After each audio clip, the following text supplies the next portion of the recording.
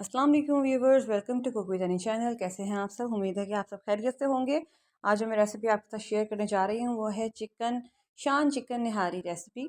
यानी कि शान का पैकेट मैंने इस्तेमाल किया है और उसको बनाया है मैंने अपने स्टाइल में। तो एक बहुत ही यूनिक और बहुत ज़बरदस्त सा फ्लेवर आता है इसका। तो इस रेसिपी को आपने ज़रूर ट्राई करना है। मुझे कमेंट बॉक्स में ज़रूर बताइएगा कि मेरी ये रेसिपी आपको किस तरह की लगी। और अगर अभी तक आपने मेरे चैनल को सब्सक्राइब नहीं किया तो जल्दी से जाएँ कुक विद एनी चैनल को सब्सक्राइब कर लीजिए और बेल आइकन का बटन दबाना बिल्कुल ना भूलेगा, ताकि मेरे आने वाली सारी रेसिपीज़ आपको बवक्त मौसूल हो सकें। और इस रेसिपी को आपने ज़रूर ट्राई करना है। इसकी मुझे बहुत, जब भी मैंने बनाई है मुझे बहुत अच्छे कमेंट्स मिलते हैं। तो इस रेसिपी को आपने ज़रूर बनाना है, अपने पार्टी टाइम के लिए बनाइए, ईद पे बनाइए, जैसे मर्ज़ी इसको सर्व करें, नान के साथ सर्व करें, रोहनी नान के साथ सर्व करें।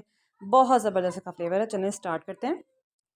सबसे पहले आपने एक बड़ा पतीला ले लेना है और उसके अंदर 2 कप ऑयल ऐड कर देना है। ऑयल इसके अंदर ज़्यादा जाएगा क्योंकि निहारी है तो ऑयल ज़्यादा लगता है। अब इसके अंदर 2 बड़े साइज़ के प्याज काट के डाल देने हैं और प्याज को आपने मीडियम टू लो फ्लेम के ऊपर बनाना है। इतना आपने बना लेना है, इसको पका लेना है कि इसका जो कलर है वो गोल्डन ब्राउन हो जाए, जलना नहीं चाहिए, बिल्कुल गोल्डन गोल्डन कलर होना चाहिए। ये देखें, और ये कलर आपको बिल्कुल मीडियम टू लो फ्लेम के ऊपर ही मिलता है।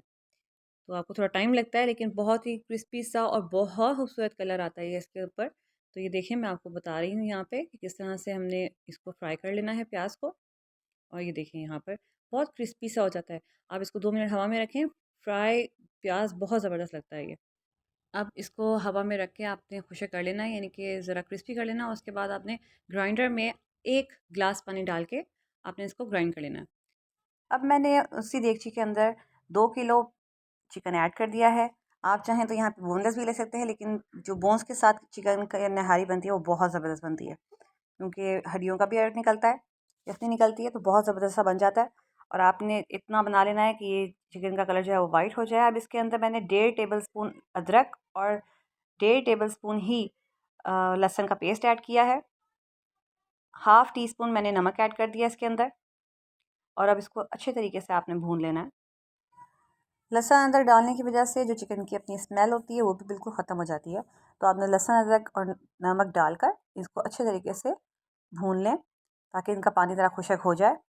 अब जब पानी थोड़ा सा रह जाए तो इसके अंदर जो हमने प्याज का बनाया था, प्याज की प्यूरी बनाई थी, वो ग्राइंड करके रखा था, वो डाल देना आपने इसके अंदर और इसको अच्छे तरीके से मिक्स कर लेना है। सारा काम इसकी भुनाई का है, तो आपने भूनना है इसको बहुत अच्छे तरीके से। अब आप हाई फ्लेम कर लीजिए और इसको अच्छी तरीके से भून लें। मैंने यहाँ पर निहारी के पैकेट डाले थे 2, शान निहारी मसाला, मैंने 2 पैकेट इसके अंदर ऐड किए थे। आप चाहे तो अपने टेस्ट के अकॉर्डिंगली इसको कम या ज़्यादा कर सकते हैं, लेकिन 2 पैकेट इसके अंदर परफेक्ट रहते हैं। ज़्यादा स्पाइसी भी नहीं होता और बहुत ज़बरदस्त सा फ्लेवर देता है। यानी कि अगर आपने 1 किलो बनाना है तो आप 1 पैकेट डालेंगे, या 2 किलो बनाना है तो आपने 2 पैकेट डाल दें। अब यहाँ पे अच्छे तरीके से भून कर हमने यहाँ पे ऑयल, जो ये मैं दिखा रही हूँ आपको, इसका भून कर ऊपर आ चुका है। तो ये ऑयल हमने सेपरेट कर लेना है, यानी कि एक अलग से बाउल के अंदर आपने ये सारा ऑयल निकाल लेना है।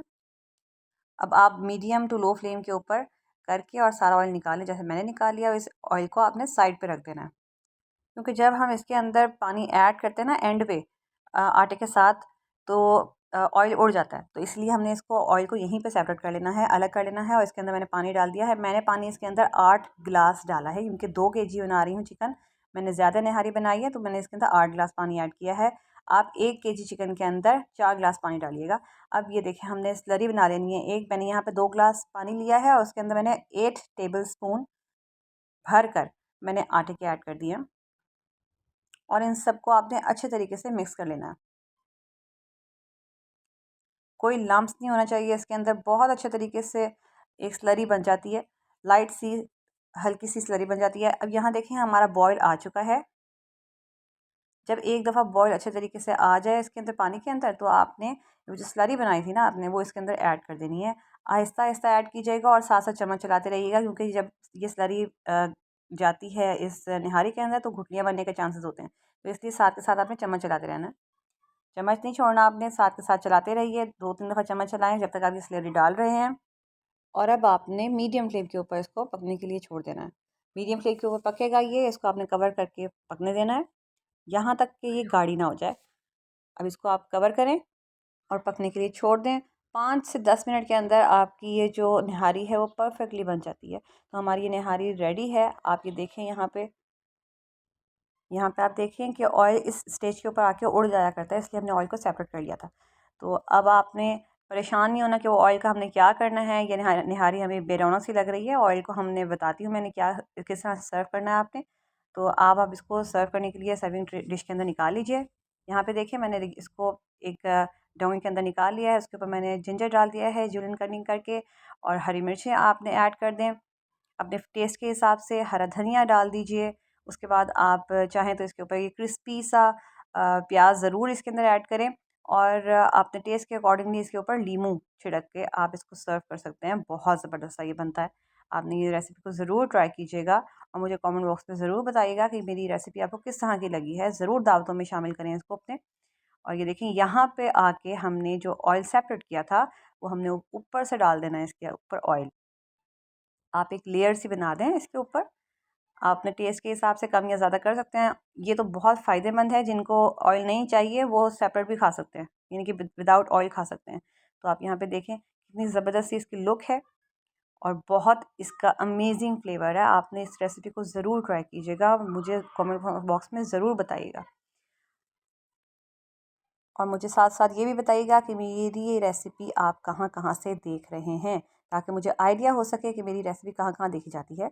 तो अगली रेसिपी के साथ दोबारा हाजिर होती हूँ। तब तक के लिए अपना बहुत सारा ख्याल रखिएगा और मुझे दुआ में याद रखिएगा। और अगर अभी तक आपने मेरे चैनल को सब्सक्राइब नहीं ना किया तो जल्दी से जाना हुक्मरानी चैनल को सब्सक्राइब कर लीजिए, ताकि मेरे आने वाली सारी रेसिपीज़ आपको बर वक्त मौसूल हो सकें और आप इंजॉय कर सकें मेरी रेसिपीज़ को। आगे ईद आ रही है, ईद के ऊपर आप ये बनाइए और दाद वसूल करें। तो चलिए अगली रेसिपी के साथ फिर मिलते हैं, तब तक के लिए अल्लाह हाफ़िज़।